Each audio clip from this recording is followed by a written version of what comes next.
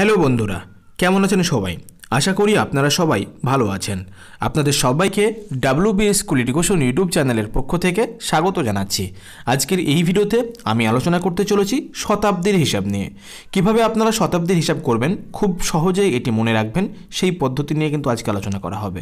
খুব একটি জটিল বিষয় নয়, খুবই সাধারণ একটি বিষয়, তারপরেও অনেকেই কিন্তু আপনারা জানেন না। আপনি ছোট হন কিংবা বড়, এই বিষয়টি শেখার জন্য কোনো ধরনের এজের প্রয়োজন হয় না। তো অবশ্যই তারপরেও বলে রাখি, আপনি যদি কম্পারেটিভ এক্সাম যেমন WBCS এবং WBPSI, WBP কনস্টেবল এবং SSC রেলওয়ে যে সমস্ত পরীক্ষাগুলো হয়, সমস্ত পরীক্ষার জন্য জেনারেল বিষয়টা কিন্তু একটি গুরুত্বপূর্ণ বিষয় এবং তার মধ্যেই কিন্তু এটিও একটি বিষয় জেনারেলের মধ্যেই পড়ছে। তাই এই বিষয়টি অবশ্যই আপনাদের জানা প্রয়োজন।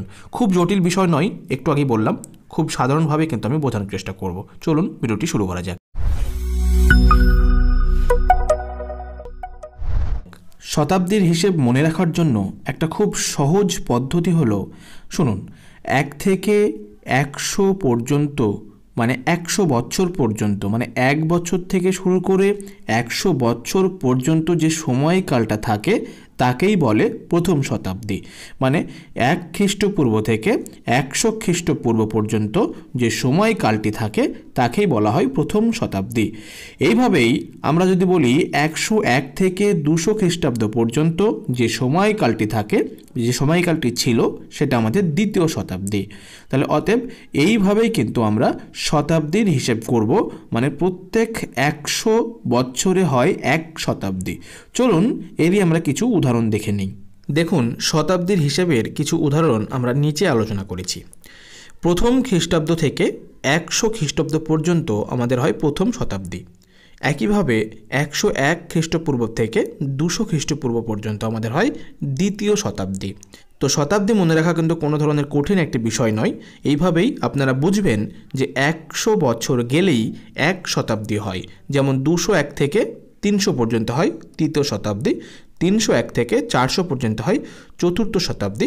এখানে কিন্তু অনেকগুলি উদাহরণ আমরা দিয়েছি, যেমন 400 থেকে 500 পঞ্চম, 500 থেকে 600 ষষ্ঠ শতাব্দী, 600 থেকে 700 সপ্তম শতাব্দী। এইভাবেই কিন্তু 300 থেকে 400 চতুর্থ, মানে প্রতি 100 বছর অন্তর 1 শতাব্দী হয়। অতএব আমরা বলতেই পারি তাহলে 1901 থেকে 2000 খ্রিস্টপূর্ব পর্যন্ত যে সময়কালটি ছিল সেটাকে আমরা বলতে পারি বিংশ শতাব্দী। ঠিক তার আগে যাই, 1801 থেকে 1900 খ্রিস্টাব্দ পর্যন্ত আমরা বলতেই পারি এটাকে বলা হয় ঊনবিংশ শতাব্দী।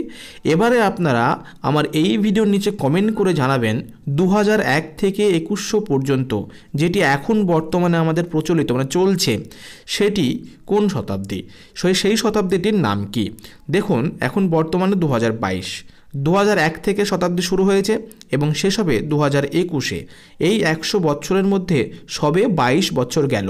তাহলে এবার আপনারা বলুন যে এই 100 বছর পরে, মানে ঠিক 2100 সালে, বা এই যে আমরা চলছি এই মানে এই বর্তমান সময়, এটাকে আমাদের কোন শতাব্দী বলা হয়? তো অবশ্যই কমেন্ট করে জানাবেন এবং ভিডিওটি ভালো লাগলে লাইক, শেয়ার, কমেন্ট করবেন, চ্যানেলটি সাবস্ক্রাইব করবেন এবং অবশ্যই সঙ্গে থাকবেন, আপডেট থাকবেন। ধন্যবাদ সবাইকে, ভালো থাকবেন, ভালো রাখবেন, ধন্যবাদ।